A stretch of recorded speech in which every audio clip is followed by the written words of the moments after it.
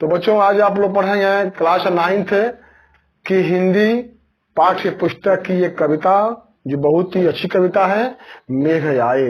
उसके बारे में आप आज पढ़ेंगे। मेघ आए कविता के बारे में आप लोग जानेंगे। देखिए, मेघ आए जो कविता है, इस कविता के कवि के बारे में थोड़ा संक्षिप्त परिचय आप लोग समझ लीजिए। यहाँ लिखा हुआ है सर्वेश्वर दयाल सक्सेना। कवि का नाम है सर्वेश्वर दयाल सक्सेना। उनका जन्म हुआ है 1927 ईस्वी में उत्तर प्रदेश बस्ती जिला में। उनका निधन हुआ है 1983 ईस्वी में। और उनकी रचनाएं काठ की घंटियां, बांस का पुल, एक सोनी नाव, गर्म हवाएं, कुआनों नदी, जंगल का दर्द, खूंटियों पर टंगे लोग, इनकी रचनाएं हैं। तो ये जो कवि हैं सर्वेश्वर दयाल सक्सेना, जो कवि हैं वे बहुत ही रसिक कवि हैं, प्रेमी कवि हैं। इन्होंने इस कविता में एक जो गांव में जो एक मेहमान आते हैं, दामाद, जो बहुत दिनों के बाद गांव में आते हैं, जो वहां पर एक वातावरण, उल्लास का वातावरण बन जाता है। जो लोग वहां पर खुश हो जाते हैं, घर के लोग, जिस तरह का वहां पर वातावरण खुशी का बन जाता है, वही वातावरण एक मेघ के आने के बाद भी होता है प्रकृति में। प्रकृति को मेघ कैसा लगता है, एक मेहमान के समान लगता है, उसी के वर्णन कवि ने इस कविता में किया है। यानी कवि ने मेघ को एक मेहमान, एक दामाद के रूप में देखा है। यहाँ पर मानवीकरण अलंकार भी है, क्योंकि एक मानव के समान मेघ को मान करके कवि ने कविता को लिखा है। तो देखिए, जब कोई मेहमान गांव में आते हैं, शहर से गांव में आते हैं, तो जो वहां पर उल्लास का वातावरण होता है, ठीक उसी तरह मेघ के आने के बाद से वातावरण में होता है। तो पहली पंक्ति में आप लोग देखिए क्या कवि कहते हैं। मेघ आए बड़े बंठन के संवर के, आगे आगे नाचती गाती बाजार चली। मेघ आए बड़े बंठन के संवर के, जिस तरह मेहमान आते हैं बंठन के संवर के, सुंदर होकर आते हैं, उसी तरह मेघ भी आए हैं। तो आए हैं तो उस समय क्या हो रहा है, बाजार चली, नाचती गाती हवा चलने लगी। जब मेघ आते हैं तो हवा चलती है, प्रकृति की सुंदरता बढ़ जाती है। दरवाजे खिड़कियां खुलने लगी गली गली। जब हवा बहती है, मेघ आने के बाद जो हवा बहती है, तो दरवाजे भी खुलने लगते हैं, किवाड़ जो होते हैं वह हट जाते हैं, दरवाजे खुल जाते हैं और खिड़कियां भी खुल जाती हैं। पाहुन जो आए हो गांव में शहर के, मेघ आए बड़े बंठन के संवर के। जैसे पाहुन आते हैं गांव में, शहर से आते हैं, तो उस समय लोग क्या करते हैं, गांव के लोग क्या करते हैं कि खिड़की को खोल देते हैं, दरवाजे को खोल देते हैं और खुशी से उनको देखने लगते हैं। उसी प्रकार मेघ जब आए हैं तो उसको, यह प्रकृति है इस तरह कर रही है, मेघ को देख रही है। पेड़ झुक झांकने लगे गर्दन उचकाए। जैसे मेहमान आते हैं तो लोग बहुत ही गौर से टकटकी लगाकर मेहमान को देखते हैं, उसी तरह लग रहा है कि पेड़ झुककर झांक रहे हैं, मेहमान को देख रहे हैं, यानी मेघ को देख रहे हैं।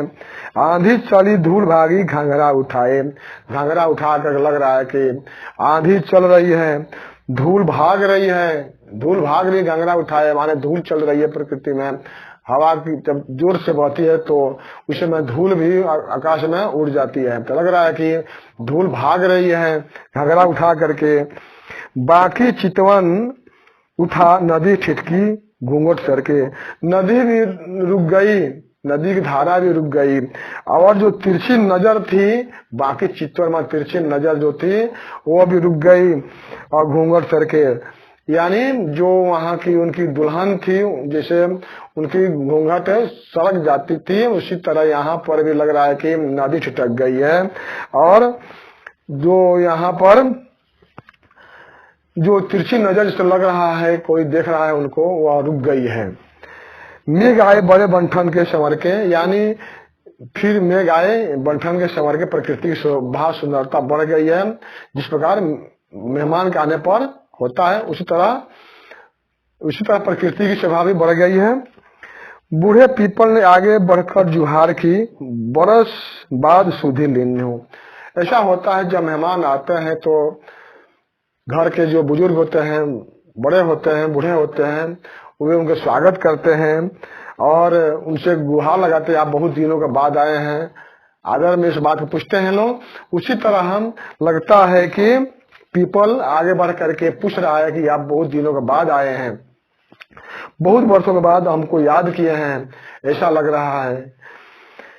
बोली खुलाई लता ओट हो किवार की, हर्षाया ताल लाया पानी परात भर के, मेघ आए बड़े बंठन के संवर के। बोली खुलाई लता ओट हो किवार की, लगता है जो लता है, लता आप समझ रहे हैं, पेड़ों में जो लता लताएं रहती हैं, लग रहा है कि लताएं उनको झांक करके देख रही हैं।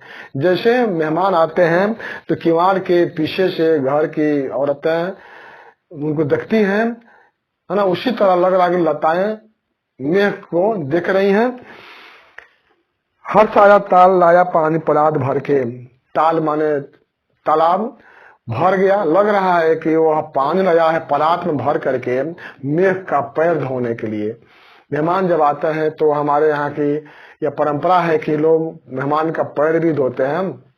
वही यहाँ पर कवि कहता है कि लगता है कि तालाब में पानी जो भर गया है, लग रहा है कि तालाब मेहमान का पैर धोने के लिए तैयार है। क्षितिज अटारी गहराई दामिनी दमकी, क्षमा करो गांठ खुल गई अब भरम की। क्षितिज समझ रहे हैं, क्षितिज का अर्थ होता है कि जहां पर ऐसा आभास हो कि आकाश और धरती का मिलन हो रहा है। तो वहां क्या वर्णन कवि करता है, कहता है कि क्षितिज अटारी गहराई दामिनी दमकी, यानी क्षितिज तक, दामिनी माने बिजली चमक रही है ना, क्षितिज तक बहुत दूर तक बिजली चमक रही है ना। मेघ आए हैं, चारों तरफ फैले हुए हैं। क्षमा करो गांठ खुल गई अब भरम की ना। अब जो यहाँ के लोग जो उनके इंतजार कर रहे थे, भ्रम था कि मेहमान नहीं आएंगे, लेकिन अब मेहमान आ गए हैं, यानी मेघ आ गए हैं प्रकृति में। तो अब भ्रम जो है जो है उनके मन में वह हट गई है, और गांठ जो मन में थी भ्रम की वो खुल गई है। बांध टूटा झरझर मिलन के अश्रु ढर के, जैसे बहुत दिनों के बाद कोई आता है तो प्रेम के आंसू भी बहते हैं आंखों से, ऐसा लग रहा है कि प्रेम के आंसू बह रहे हैं। कैसा लग रहा है जब वर्षा हो रही है, झरझर जो वर्षा हो रही है, कभी कहता है कि लगता है कि वह प्रकृति मेघ को देख करके आंसू बरसा रही है। जैसे किसी मेहमान को देख करके घर के जो प्रेमी लोग होते हैं वे लोग प्रेम के आंसू बहाने लगते हैं, उसी तरह लगता है कि प्रकृति आंसू बहा रही है। मेघ आए बड़े बंठन के संवर के, इस तरह इस रूप में मेघ बड़े बंठन के संवर के आए। तो यहाँ पर जो कवि ने जो कहा है वह है आपका एक मेहमान के रूप में उन्होंने देखा है मेघ को, जो सुनने में देखने में लगता है कि एक मेहमान आते हैं गांव में, शहर में, तो जैसे उनका स्वागत लोग करते हैं, जैसे देखते हैं, उसी तरह मेघ को कवि देख रहा है। तो यह कविता का अर्थ यही होगा, और आप लोग इसको पढ़ेंगे तो इसको आप लोग सारांश के रूप में भी लिख सकते हैं। ठीक है, तो यह कविता आज यहीं पर खत्म हो रही है, कविता खत्म हो गई।